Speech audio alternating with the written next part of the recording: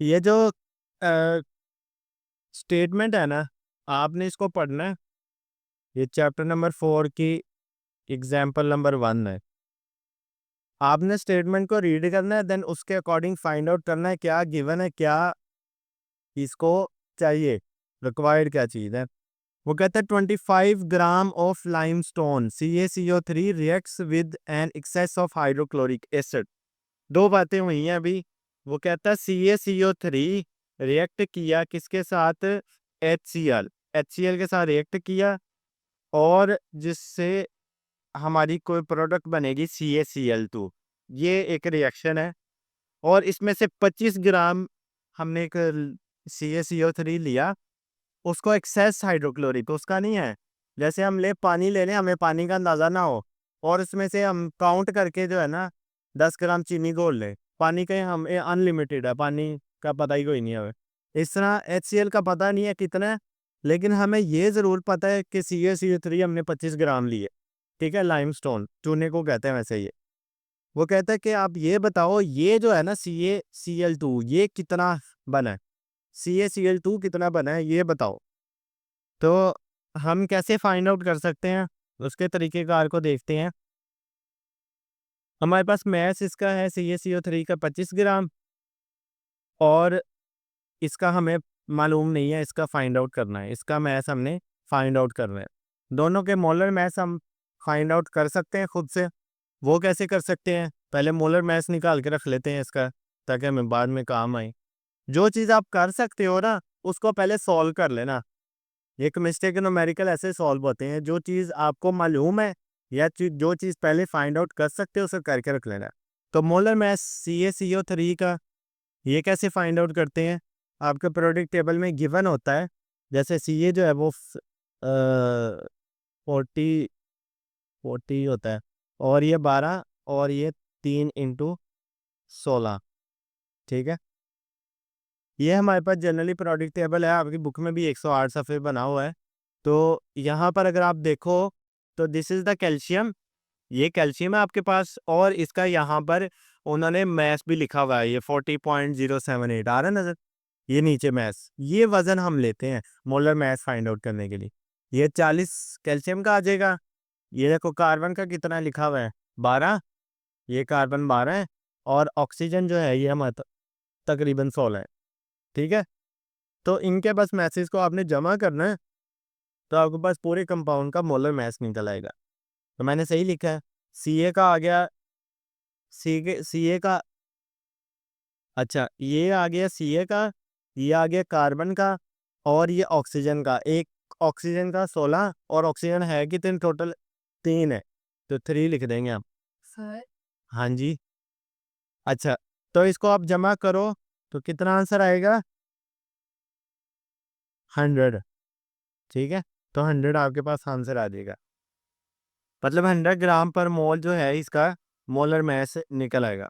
फिर हम C S, तो आप CaCl2 का भी देखते हैं, ये 4 है, और जो आपके पास Cl2 होता है वो होता है 35.5। तो कितने टोटल, 2 हैं। जब आप इसको जमा करोगे ये बनेगा 111 ग्राम पर मोल। ये दोनों के मोलर मास हमने खुद फाइंड आउट कर लिए। अब हम क्या करेंगे, इक्वेशन के अकॉर्डिंग हमने कहा कि 100 ग्राम जो था ना, 100 ग्राम लाइमस्टोन ने 111 ग्राम CaCl2 बनाया है। 100 ग्राम CaCO3, ये 100 ग्राम कहाँ से आया है, ये वाला 100 ग्राम है। ठीक है, और इसने कितना बनाया है, 111 ग्राम CaCl2 बनाया है। समझ आइए, तो 1 ग्राम कितना बना पाएगा, 1 ग्राम CaCO3 वो कितना बना पाएगा, इस 100 को उठा के उधर ले जाओ नीचे, तो 111 डिवाइडेड बाय 100 हो जाएगा। हमने मोलर मास के थ्रू ये बताया कि 100 ग्राम CaCO3 111 ग्राम CaCl2 बनाएगा। क्यों? क्यों कहा ये? क्योंकि अगर आप इक्वेशन देखो, तो this is the reactant side और this is the product side. तो हमने यही बताना ना कि रिएक्टेंट से प्रोडक्ट कितनी बनी है। अगर आप हांडी पकाओ, तो आप किसका ज़िक्र करोगे? जो बनी हुई हांडी का ज़िक्र करोगे, या कहोगे प्याज़, टमाटर कितने ऐड दोगे आप? आप ये कहोगे ना कितना प्याज कितना टमाटर लिया था जिससे ये ओवरऑल ये हांडी बन गई। अगर आपने कौरमा बनाना हो तो आपने बता ये बाजार से आप लेने जाते हो कौरमा, 1 किलो कौरमा लेने जाते हो आप, तो क्या आप उसको ये कहोगे कि मुझे 1-1 किलो प्याज टमाटर दे दो तो ये भी 1 किलो कौरमा हो जाएगा? ऐसा तो नहीं ना होता। आप ये ज़रूर पूछ सकते हो इस 1 किलो के अंदर वो चीज़ें कितनी इस्तेमाल हुई हैं, ठीक है? तो मैं कहूँ 1 किलो कौरमा बनाने के लिए आधा किलो प्याज इस्तेमाल हो गया, 1 पाव जो है वो कोई और चीज़ टमाटर में मुझे रेसिपी नहीं आती, खैर तुक्का ही लगा रहा हूँ मैं। 1 किलो आपका गोश्त तैयार हो गया, लिया आपने। मैं कहूँ ये चीज़ें लेकर इन चीज़ों का मिलाकर आपका 1 किलो कौरमा तैयार हो गया, ठीक है? इसी तरह 100 ग्राम CaCO3 लिया, उससे 111 ग्राम आपका CaCl2 बन गया। तो अगर ऐसा है तो 1 ग्राम CaCO3 कितना बना पाएगा? 111/100। और जो 25 ग्राम है, 25 ग्राम 25 ग्राम CaCO3, ये 25 ग्राम कितना बना पाएगा? 111/100 मल्टीप्लाई बाय 25। तो हमने कहा था 1 ग्राम हमें पाई करना है 32। This math is given here. CaCO3 उसने 25 ग्राम निकाला हुआ है और हमने इस 25 के अकॉर्डिंग मैथ निकालना है। इस 25 के अकॉर्डिंग CaCl2 जो बनेगा उसका मैथ निकालना है। तो इसको जब आप कैलकुलेट करो तो ये आता है तकरीबन 27.75। तो 25 ग्राम CaCO3 से हमारा 27.75 ग्राम CaCl2 बनेगा। एग्जाम्पल नंबर 2 है आपकी। एग्जाम्पल 2 क्या कहती है? वो कहता है जी जब एथेनॉल को जलाया जाता है in the presence of oxygen तो हमारे पास कार्बन डाइऑक्साइड बनती है और साथ ही अंदर वाटर बनता है। ये चीज़ें बनती है। तो इसकी बैलेंस केमिकल इक्वेशन कुछ इस तरह होगी। ये इसकी बैलेंस केमिकल इक्वेशन है। अच्छा, अब इसके अंदर 2 चीज़ें फाइंड आउट करनी है। वो कहता है 1.08 मोल ऑफ इथाइल अल्कोहल, ये जो है 1.080 मोल है। जब इसको जलाया जाता है तो ये कितनी ऑक्सीजन का इस्तेमाल करेगा? 1.8 मोल की बात हो रही है। 1.80 मोल इथाइल अल्कोहल कितनी ऑक्सीजन का इस्तेमाल करेगा और देन जो है वो कितने मोल CO2 जो है वो निकालेगा या बनाएगा। ये कितनी यूज़ करेगा और ये कितनी जो है वो एक्सट्रैक्ट करेगा या हम इसे कह सकते हैं प्रोड्यूस करेगा। ये दोनों चीज़ें हमें फाइंड आउट करनी, कितनी ऑक्सीजन इस्तेमाल करेगा 1.80 मोल ऑफ इथाइल अल्कोहल और कितनी CO2 प्रोड्यूस करेगा। ये दोनों चीज़ें आंसर पास यार। क्या दरमियान में तो बैलेंस केमिकल इक्वेशन के अकॉर्डिंग 1 मोल इथाइल अल्कोहल, शॉर्ट लिखता हूँ इसको तो फिर मैं ना समझे। 1 मोल इथाइल अल्कोहल जो है हमारे पास, इसको जलाने के लिए ऑक्सीजन जो नीड है, नीड ऑक्सीजन, ये कितनी है हमारे पास? 3 मोल है। ये कैसे पता चला? ये बैलेंस केमिकल इक्वेशन से पता चला। ये CO2 है। वन यस, ये 1 मोल को जलाने के लिए 3 मोल ऑक्सीजन चाहिए। ये हमें बैलेंस केमिकल इक्वेशन से पता चला। इसलिए ये कल जो क्वेश्चन वाली बातें कर रहे थे ना वो यहाँ अप्लाई हो रही है असल में। तो 3 मोल ऑफ ऑक्सीजन चाहिए होती है हमारे पास। तो आप ये देखो 1.8 मोल अगर इथाइल अल्कोहल हो तो फिर हमारे पास कितनी ऑक्सीजन चाहिए? तो हम क्या करें कि 3 को मल्टीप्लाई कर देते हैं 1.8 के साथ। अगर हम इसको मल्टीप्लाई करें तो ये 5.4 मोल बनता है। तो 1.8 मोल, 1 मोल के लिए 3 मोल चाहिए ऑक्सीजन और 1.8 के लिए उसको मल्टीप्लाई कर दो 1.8 से, तो हमें चाहिए 5.4 मोल चाहिए। ठीक है? मिसाल के तौर पे अगर मैं आपको कोई चीज़ दूँ, एक एक कोई खाने को चीज़ दूँ, आपको कहूँ आपने 2 लोगों ने डिवाइड करना है, तो क्या करोगे आप? जी, क्या करोगे? उसको आधा-आधा कर लोगे, ठीक है? कि ये 50% मेरा, 50% ये। अगर मैं आपको एक चीज़ ना दूँ, 1.8 चीज़ दे दूँ, तो फिर तो आपको ज़रा कैलकुलेशन ही करनी पड़ेगी ना, किसको कितनी चाहिए। तो इसी तरह यहाँ पर है, अगर 1 है तो उसे 3 मोल ऑक्सीजन चाहिए, लेकिन अगर 1.8 है तो उसको मल्टीप्लाई कर दोगे 3 के साथ तो 5.4 मोल आ रहे। क्लियर है? ट्रू। अब 1 मोल बैलेंस केमिकल इक्वेशन के अकॉर्डिंग 1 मोल इथाइल अल्कोहल 2 मोल CO2 बना पा रहा है, ठीक है? 1 मोल इथाइल अल्कोहल कितनी CO2 बना पा रहा है? 2 मोल CO2 बना पा रहा है। यहाँ से पता चला ये क्वेश्चन से। और 1.8 कितनी बना पाएगा? मल्टीप्लाई मल्टीप्लाई कर दो 1.8 को। तो क्या आंसर आएगा इसका? 3.6। तो 3.6 मोल CO2 बन रही है और यहाँ पर 5.4 मोल ऑक्सीजन इस्तेमाल हो। क्लियर है? उसके बाद एग्जाम्पल नंबर 3 है। एग्जाम्पल 3 कहती है कि एल्यूमिनियम रिएक्ट करता है ऑक्सीजन के साथ, जिससे हमारा एल्यूमिनियम ऑक्साइड बनता है। ठीक है,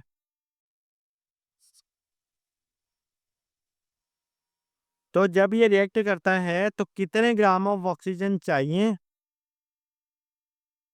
कितने ग्राम, इसका हमने ग्राम देखने, कितने ग्राम चाहिए ताकि हम 0.3 मोल एल्यूमिनियम को तैयार कर सकें।